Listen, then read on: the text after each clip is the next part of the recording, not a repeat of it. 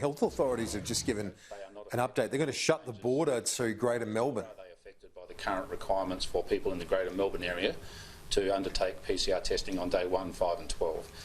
The cross-border communities aren't affected by this, and we already have police officers on our checkpoints with the Victorian border. We'll be reassessing that subject to what activities we see in Victoria in relation to potentially increasing the number of places we have checkpoints. Commissioner, with WA, it was an entire border lockdown with the state. You're doing Greater Melbourne. Why not the whole of Victoria? What's different from what happened with WA? It comes down to the amount of information we have at our disposal at the point in time where we need to make that decision.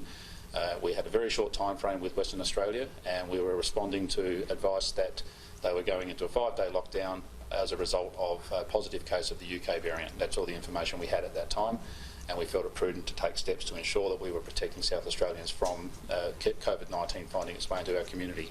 We are in constant contact with the Victorian authorities. The current situation we're dealing with is not one that's emerged in the overnight or in the last few hours. We've been watching very closely what's happening, and we also have levels of information regarding their contact tracing and community testing. And what was the tipping point today? Last night there was no change. This morning no change, and suddenly you've come out. That's probably a question for Professor Spurrier. So just to clarify, if somebody's been in regional Victoria, they've gone to Melbourne for a day trip or whatever, are they now allowed to come to South Australia or not?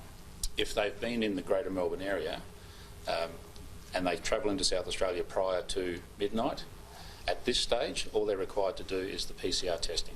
So from midnight, it's 14 days quarantine?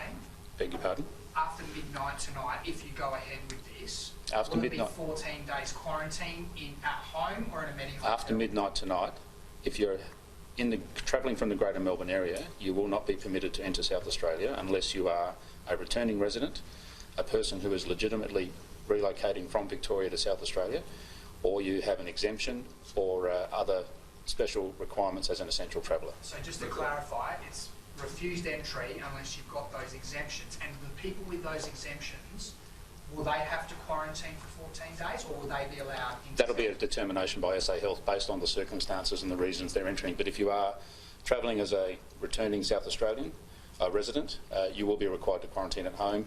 Relocating will be required to quarantine. The exemptions process for individual cases is a matter determined by SA Health as to what the quarantine requirements are. So it's important to stress these changes are intended. We are giving people who are travelling to South Australia or proposing to travel to South Australia as much notice as possible so they can make any last-minute arrangements they can possibly make if that's their intention. We'll firm this up as soon as we have that last piece of advice from Victoria. We've got the Australian Open on at the moment. There's a lot of South Australians, and I'd imagine, that have gone to Melbourne to watch the Open. What's your advice to them right now? I know that you haven't made a decision just yet, but if you're sitting there or listening to this on the radio at the moment, what would you be saying to these people?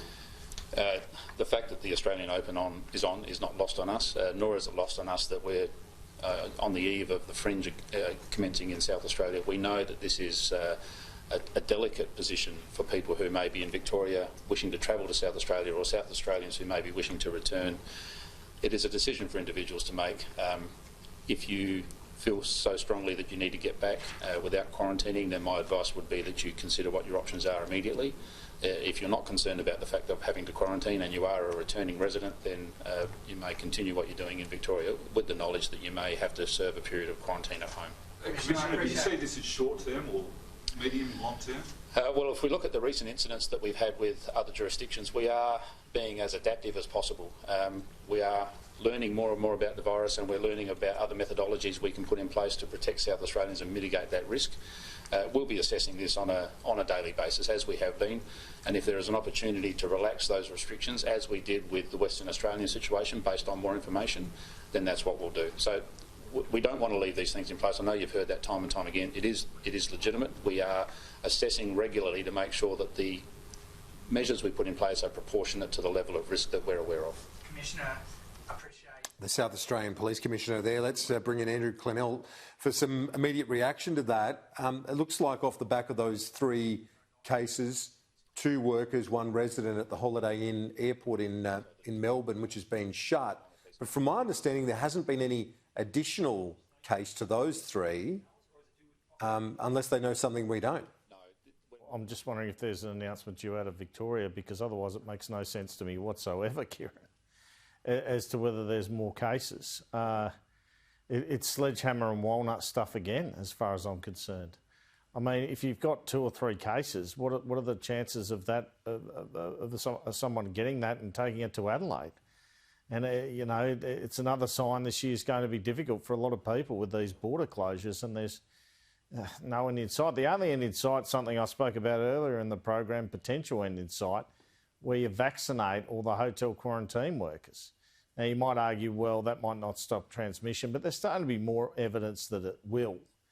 And that is the next step. Starts later this month. That's the great hope. Then you stop getting positive cases from there, and then the state border closures stop. That's all we can hope for at this point.